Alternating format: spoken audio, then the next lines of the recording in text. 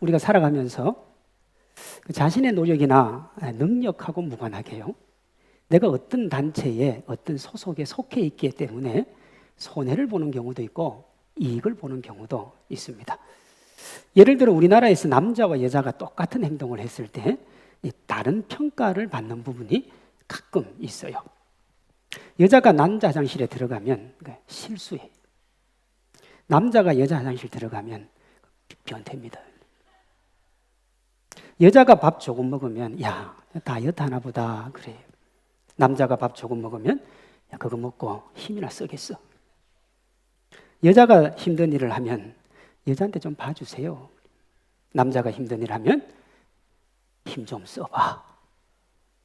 여자가 울면 야, 마음에 상처가 있는가 보다. 남자가 울면 남자가 왜 울어? 여자가 방귀를 뀌면 어머 실수.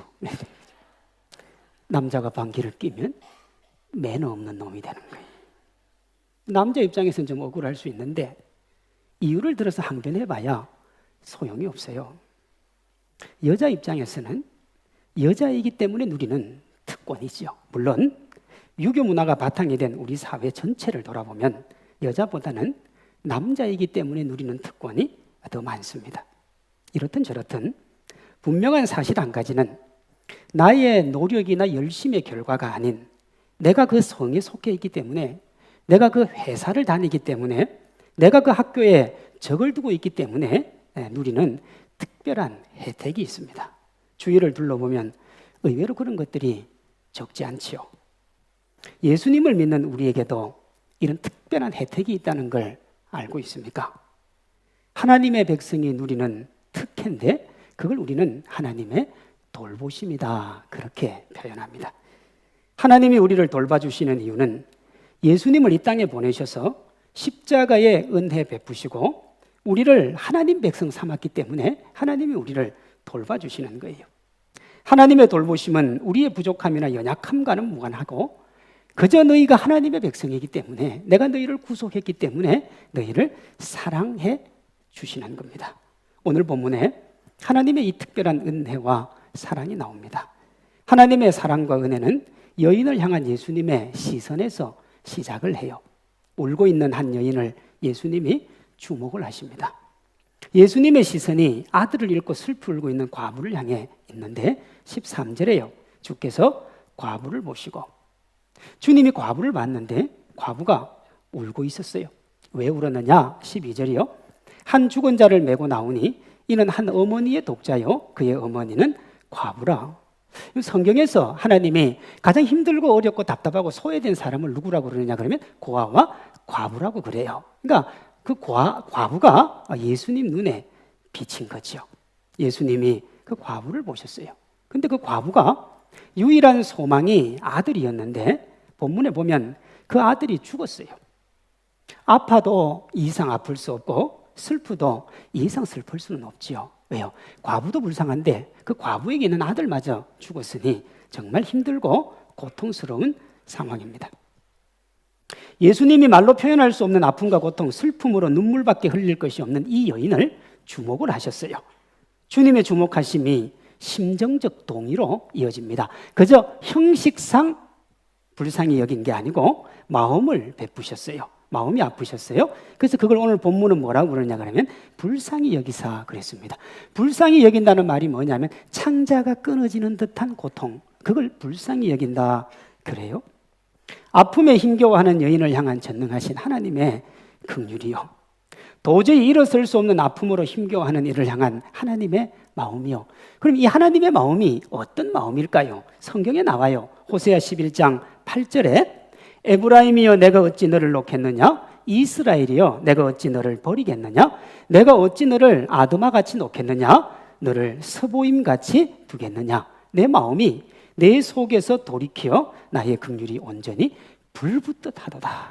불붙듯 하더라. 하나님의 긍휼이 불이 붙어요. 오늘 우리가 읽은 것 중에 아드마와 스보임이 나오잖아요. 이 아드마와 스보임은 뭐냐 그러면 하나님이 소돔과 고모라를 멸망시킬 때 함께 멸망한 도시입니다. 그러니까 하나님이 볼 때는 사라져야 될 도시, 하나님이 볼 때는 멸망을 받아도 마땅한 도시. 근데 뭐라고 그러느냐 그러면 내가 그것도 안 놓겠다는 거예요. 내 백성은 어떤 악한 죄를 저질러도 내가 그를 지켜주겠다는 겁니다. 오늘 여러분 세례식이 왜 중요하냐? 이제 그리스도의 구속된 피로 하나님의 자녀가 되면 하나님은 평생 지켜주겠다는 거예요. 왜? 너는 내 백성이니까. 내가 너를 구속하고 내가 너를 지명하여 불렀으니까. 사랑하는 성도 여러분, 이 하나님의 긍휼하심이 오늘을 살아가는 우리에게도 변함없이 지속되는 줄로 믿습니다. 울고 있는 과부를 주목하시던 주님은 오늘 우리도 눈여겨보세요. 아들을 잃고 슬퍼하는 여인을 지켜보신 하나님이 답답한 현실을 살아가는 우리를 지켜보신다고요. 왜 보시는가? 위로해 주려고요. 13절에 울지 말라 그랬어요. 우리가 사람들에게 위로를 받을 때가 있잖아요. 힘들고 어려운데 보듬어 주면 행복하잖아요. 혼자 있는 것 아니니까 우리 함께 가자 좋잖아요. 그러나 여러분, 사람이 우리에게 주는 그 위로 얼마나 오래 가겠습니까? 과부에게 힘이 되고 위로가 되고 용기는 되었습니다만, 그러나 그 위로는 그 여인이 가지고 있던 근원적인 아픔을 해결할 수가 없어요. 장례를 마치고 집으로 돌아가면 그들이 보내준 위로에 비할 바 없는 더 큰 외로움과 고독에 목 놓아 울어야 될지도 모릅니다. 제가 이전 교회 사역을 할 때 이제 여러분 입관 예배, 발인 예배, 하관 예배 다 마치고 집에 갔어요. 집에 갔는데 사실 이제 그 이후에 이제 목사가 예배 인도를 잘 안 하거든요. 근데 한 3일 정도 지났는데 전화가 왔어요. 목사님, 우리 집에 와서 예배를 한번 드려주면 좋겠대요. 그래서 갔어요. 갔는데 여러분 집도 엉망이고 환경도 엉망이고, 근데 휴지가 나뒹굴어요. 예배를 드리는데 하염없이 울어요. 왜 우시냐 그랬더니, 목사님, 하관 예배 드릴 때 말씀 듣고 그때 다 잊을 줄 알았는데 집에 들어가서 아이가 걸어다니던 길, 그 좀 어린 애가 걸어다니던 그 길, 그 방문 열면 눈물밖에 안 난다는 거예요. 아픔밖에, 고통밖에 생각이 안 나서 목사님 불렀으니까 이해해 달라는 거예요. 그렇잖아요. 아픔이나 고독이나 슬픔이라는 게 그런 겁니다. 누가 그저 말로 위로해 준다고 해결되는 것은 아니지요. 적지 않은 사람들이 힘들고 어려운 현실을 잊기 위해 술, 담배, 오락을 찾습니다. 답답한 현실의 아픔을 위로받기 위해서 연예인들은 마약을 찾는 경우도 많지요. 그 순간에는 위로가 될 수 있습니다. 그러나 시간이 지나면 어떠냐? 부작용이 더 커요. 일시적으로는 위로를 받을 줄 몰라도 시간이 지나면 더 힘들고 고통스러워진다고요. 예수님의 울지 말라는 말씀은 근원적인 아픔을 해결해 주시는 하나님의 위로요. 아들을 잃은 슬픔으로 힘들어하는 여인에게 가장 근원적인 슬픔의 해결이 뭐냐? 그 눈에서 눈물 흘리지 않게 해주는 건데 그 아들이 살아 돌아오는 거 아닙니까? 오늘 주님이 울지 말라고 하시는 이유는 뭐냐면 내가 너에게 그 근원적인 문제를 해결해 주겠다는 거예요. 내가 너에게 위로와 평강으로 함께해 주겠다는 거예요. 14절, 15절입니다. 가까이 가서 그 관에 손을 대시니 맨 자들이 서는지라. 예수께서 이르시되 청년아 내가 내게 말하노니 일어나라 하시매 죽었던 자가 일어나 앉고 말도 하거늘 예수께서 그를 어머니에게 주시니. 예수님이 청년에게 일어나라고 하니까 청년이 일어나 앉았습니다. 전과 같이 말을 했어요. 그 온전한 청년을 어미인 과부에게 주셨어요. 그렇게 예수님은 과부의 눈물이 기쁨이 되게 하셨고 슬픔이 춤이 되게 하셨습니다. 슬픔을 위로하기 위한 음식이 기쁨을 나누는 축제의 음식이 되었습니다. 죽음의 문제가 해결되었다는 것은 이 세상에 그 어떤 문제도 해결되지 않을 것이 없음을 의미합니다. 십자가에 못 박혀 돌아가신 그 주님은 우리를 충분히 위로하고 은혜 베푸시기에 충분하신 줄로 믿습니다. 우리 각자가 가지고 있는 염려나 근심이나 걱정이 있죠. 그 아픔과 그 슬픔, 그 고통 어떻게 이겨낼 수 있을까요? 아니, 하나님은 왜 우리에게 그 고통을 이기게 해주실까요? 예수님을 구주로 믿어 하나님의 백성이 되었기 때문에 그렇습니다. 16절에 하나님께서 누구를 돌보셨다고요? 자기 백성을 돌보셨다 그랬습니다. 왜 예수님이 울고 있는 과부를 주목하여 보시고 불쌍히 여기고 울지 말라고 하셨나? 죽은 아들을 그녀에게 주심으로 눈에서 흐르는 눈물을 기쁨으로 바꾸어 주셨습니까? 그 여인이 하나님의 백성이었기 때문에 그렇습니다. 예수님은 예수님의 백성의 아픔을 주목하시고 안아주시고 그가 처한 환경의 근원을 해결해 주심으로 예수님께서 예수님의 자녀를 돌보신다는 걸 우리에게 보여줍니다. 그러면 여러분, 제가 이렇게 얘기하면 이렇게 얘기할 수 있죠. 목사님, 하나님은 제게 오지 않던데요. 하나님은 제 인생의 문제를 해결해 주지 않던데요. 제 고독하고 아프고 답답한 현실 제가 이겨가야 되는데요. 그건 어떻게 된 거예요? 사랑하는 성도 여러분, 하나님이 내게 오시는 그 자체가 위로요. 하나님이 나를 붙들어 주시는 것이 위로요. 주님과 함께 있으므로 모든 것들을 이길 수 있음이 하나님이 우리를 위해 베풀어 주시는 가장 큰 축복이요 은혜인 줄로 믿습니다.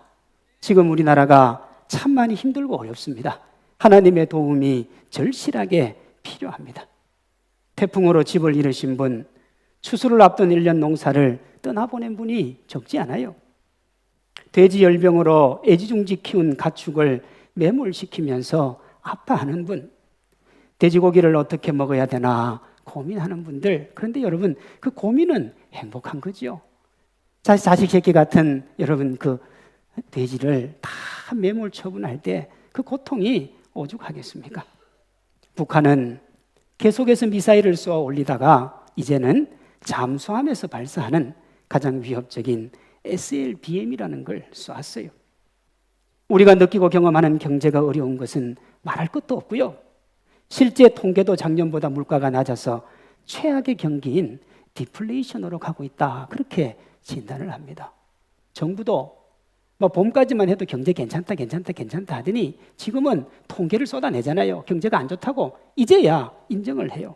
우리는 그 아픔과 그 슬픔을 벌써 몇 년 전부터 겪고 있는데 이것뿐입니까?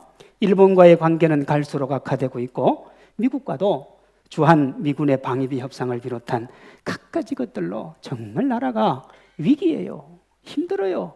온 국민이 다 같이 뭉쳐서 해결해 나가도 될까 말까 한데 국민들은 이 조국 법무부 장관 사태로 두 쪽이 나누어서 세대결을 펼치고 있습니다. 이런 문제가 생길 때 이런 상황 바로 잡으라고 국민들이 정치인을 세워놨는데 죄송한 얘기입니다만 국민의 아픔을 돌보기는커녕 이 정치인들이 앞장서서 분열을 또 조장을 해요.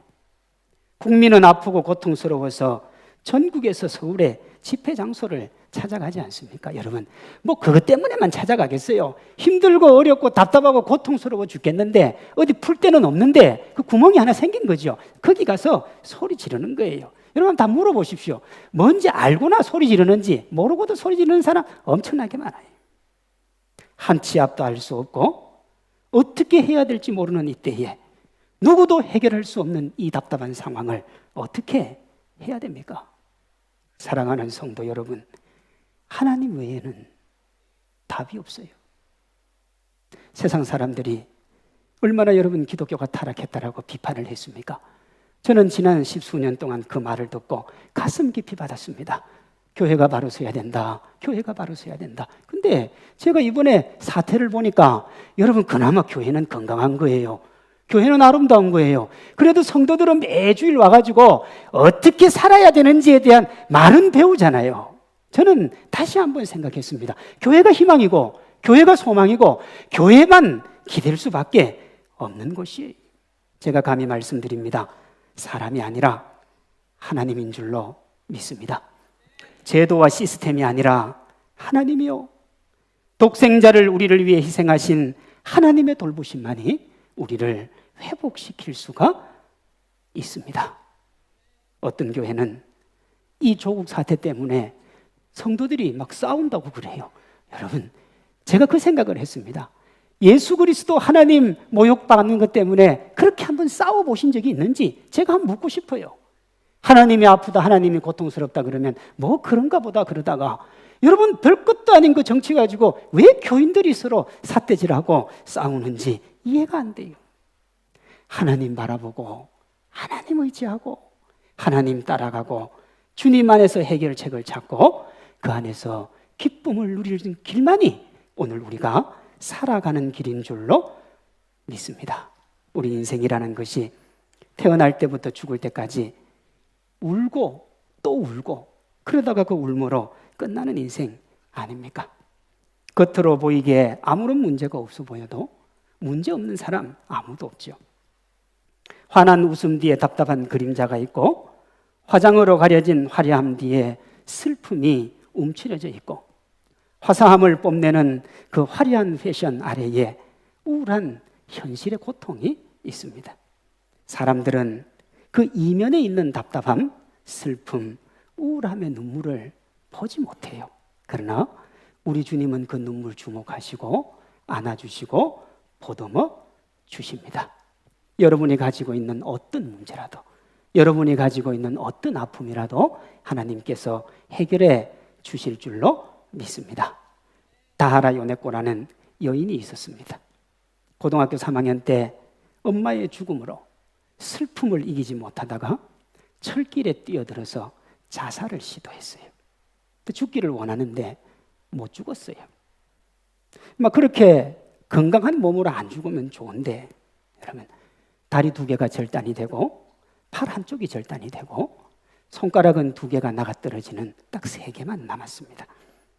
이보다 더 답답하고 이보다 더 우울한 인생이 어디 있습니까? 온 육체가 다 있어도 괴로워서 죽음을 택했던 여인인데 이제 다리도 없고 팔도 없고 손가락 3개 남은 그 여인이 어떻게 살 수 있을까요?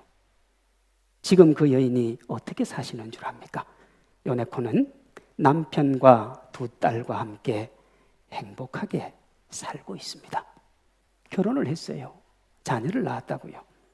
이 여인에게 남은 것이 아무것도 없고 열등광 자괴감으로 살아갈 것 같은데 어떻게 그 여인이 행복의 주인공이 되었나?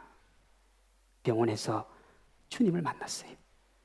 따뜻한 주님의 돌보심을 경험을 했어요. 그러면서 요네코는 자기가 주님을 만난 그 간증을 이 구절로 설명을 해냅니다. 고린도후서 7장 17절인데 누구든지 그리스도 안에 있으면 새로운 피조물이라 이전 것은 지나갔으니 보라 새 것이 되었도다. 그 말씀을 접하고 그 다음날 일어났는데 자기가 새로운 피조물이라는 게 너무 감격스럽더라는 거예요. 2 다리는 없고 1 팔은 없지만 손가락 3개가 있지 않냐는 거예요. 손가락 3개가. 이것 갖고 살면 되지 않겠느냐는 거예요. 이 말씀 듣고 기쁨을, 행복을, 감사의 눈물을 흘렸다고 합니다. 하나님의 긍휼과 돌보심을 깨닫고 그녀가 경험한 그 놀라운 사실들을 기억하며 그녀가 살아가는 삶의 자세가 이렇습니다. 요네코는 어떤 것은 할 수 있고 없고를 문제 삼지 않고 처음부터 어떻게 하면 그것을 할 수 있을까만 생각합니다. 불가능한 생각을 안 한다는 거예요. 왜요? 자기 인생 다 포기해도 하나님이 안아주셨는데 내 인생에 불가능한 게 뭐가 있냐는 거예요. 그러니 할 수 있고 없고 따지지 않고 어떻게 해요? 내가 이걸 어떻게 해낼까? 내가 이거 어떻게 도전할까? 자신의 아픔을 아무도 모른다고 단정하지 마십시오. 아무리 주님이라도 모르실 것이라고 그런 말을 하지 마세요. 주님이 그 누구보다 잘 아시고 아파하시고 돕고 싶어 하십니다. 이사야 49장 15절에 보면 하나님의 백성을 향한 하나님의 마음이 이렇게 나와요. 여인이 어찌 그 젖먹는 자식을 잊겠으며 자기 태에서 난 아들을 긍휼히 여기지 않겠느냐. 그들은 혹시 잊을지라도 나는 너를 잊지 아니할 것이라. 여자는 약해도 엄마는 강하다는 말이 있습니다. 여자는 못해도 엄마는 못하는 게 없어요. 자식이기 때문에 그렇습니다. 오늘 주님이 뭐라고 하시느냐? 여인이 어떻게 그 젖먹는 애를 잊어버리겠냐? 나는 못 먹어도 나는 죽어도 그 아이는 먹여 살린다는 거예요. 자기 태에서 난 아들을 불쌍히 여기지 않는 부모가 어디 있냐는 거예요. 근데 주님이 뭐라고 하시느냐? 혹시 혹시 그럴 일이 절대 없지만 부모가 자식을 잊어도 젖을 먹이는 아이가 없어졌는데 그걸 모르고 잊어버려도 나는 너희를 뭐 하겠다고요? 잊지 않겠다고요. 나는 너희를 사랑하겠다고. 그게 뭐냐? 십자가예요. 그게 십자가예요. 그게 하나님의 사랑입니다. 절대로 자식을 잊지 못하고 긍휼을 그리지 않는 어미가 자식을 잊는 말도 되지 않는 경우가 생겨도 하나님은 하나님의 백성 잊지 않겠다는 거예요. 이보다 더 분명한 약속이 어디에 있습니까? 이보다 더 분명히 하나님의 백성을 사랑하는 하나님의 마음이 어디 있겠습니까? 한없는 사랑과 긍휼을 가진 전능하신 하나님이 우리를 지키고 인도하고 돌보시는 줄로 믿습니다. 이 하나님이 우리의 눈물과 아픔을 주목하시고 오셔서 우리에게 뭐라고 하시느냐? 울지 말라. 울지 마라. 너 왜 우냐고. 누구보다도 자상하고 다정스러운 주님의 음성에 귀를 기울이. 주님이 우리의 삶의 문제를 해결해 주기 위해 오십니다. 우리의 삶이 기름이 다 떨어져서 심지가 거름이 나며 곧 꺼져갈 것처럼 답답해도 그 고통이, 그 슬픔이 이루 말할 수 없어도 희망과 미래도 없는 상황일 수 있어도 주님이 상한 갈대와 같은 우리, 꺼져가는 심지 같은 우리를 보고 울지 말라고, 내가 네 눈에서 네 마음에서 눈물을 씻어주겠다고 말씀을 하십니다. 열왕기상 19장 4절에 보면 이세벨에게 쫓겨서 바란 광야에 로뎀나무 아래에 앉아서 죽음을 구하는 엘리야가 나옵니다. 로뎀나무 아래에 앉아서 자기가 죽기를 원하여 이르되 여호와여 넉넉하오니 지금 내 생명을 거두시옵소서. 여러분, 얼마나 멋지게 살았던 사람인지 모릅니다. 450명의 바알 선지자를 피로 물들이고 마차 앞을 뛰어가면서 하나님의 영광을 위해 살았던 사람, 하나님의 즐거움을 위해 살았던 사람, 그 사람이 고독 가운데 있어요. 아픔 가운데 있어요. 절망 가운데 있습니다. 죽고 싶어요. 하나님 나 죽여주십시오. 그렇게 로뎀나무 아래에서 죽음을 청하며 잠을 자는 엘리야를 주님이 오셔서 안아주세요. 안아주세요. 아무것도 묻지 않으시고 보듬어 주세요. 찢기고 상한 마음, 절망과 두려움에 떨고 있는 마음, 아무도 함께하지 않는다는 상실감에서 몰려오는 그 뼛속 깊은 외로움, 하나님이 엘리야의 마음을 주님의 따뜻한 가슴과 포근한 손으로 어루만져 주세요. 그 힘으로 엘리야가 일어서잖아요. 일어서서 하나님의 영광, 하나님의 나라, 하나님의 기쁨 위에 달려가고요. 예수님의 죽음을 논하는 변화산에서 구약의 선지자 대표로 그 자리에 왔어요. 죽여달라 그랬을 때, 그 인생이 고독할 때 하나님이 그를 만나줬기 때문에 그에게 새로운 삶이 열린 겁니다. 오늘 우리에게 주어진 삶의 답답함이 혹여 있다 할지라도 하나님이 그것을 통해서 우리에게 새로운 인생을 열어줄 것이니 하나님 바라보고 주님께 여러분의 모든 것을 맡기며 주님 안에 평강 누리기를 소망합니다. 하나님은 절대로 우리 눈물이 눈물로 끝나도록 하지는 않습니다. 신락 같은 희망조차 사라진 곳일지라도 하나님은 그곳에서 하나님의 백성을 살려내고 세우세요. 나인성 과부와 같은 겹겹이 가로막힌 현실이라도 우리가 하나님 부여잡고 있으면 살고 회복이 됩니다. 왜요? 하나님은 우리의 인생을 역전시켜 주기를 원하기 때문에 그렇습니다. 우리의 삶의 상황이 녹록하지 않고 우리 자신이 비록 초라하고 보잘것없지만 예수님의 이름을 부르면서 주님 의지하고 사는 이는 그 눈물이 눈물로 끝나지 않는다는 사실을 믿으시기를 바랍니다. 하나님이 답답한 삶의 현장에 찾아오십니다. 오셔서 우리를 안아주시고 일어설 힘을 주시고 용기를 주십니다. 예수님의 이름을 부르고 어떤 상황에서도 주님을 의지하고 바라보는 이에게 주시는 하나님의 위로가 있다는 사실을 잊어버리지 마십시오. 하나님이 회복시키시는 삶입니다. 이 멋진 하나님을 바라보고 의지하며 오늘을 이기는 우리 모두 되기를 소망합니다. 절망적인 삶의 자리일지라도 주님을 만남으로 눈물과 아픔이 기쁨과 축제로 바뀌는 그 과부의 삶처럼 삶의 상황이 어떠해도 동일하게 과부처럼 주님을 만남으로 지금의 아픔과 답답함이 행복과 감격으로 바뀌는 복되고 영광스러운 하나님의 자녀들 되시기를 주님의 이름으로 축원합니다.